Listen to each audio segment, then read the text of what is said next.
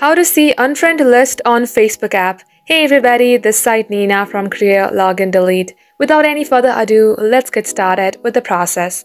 Open up your Facebook from your device and make sure that you are logged into your account. Now go ahead and tap onto your profile on your top right. Scroll below and tap on Settings and Privacy. Under here, tap on Settings. Now scroll below and under your activity, tap on Activity Log. In here, go to Activity History tab. Then tap on Filters on your top. Tap on Categories. Here, select Connections on the third option and tap on Friends. Here, tap on Removed Friends. And just like so, you will see all your removed friends in this page.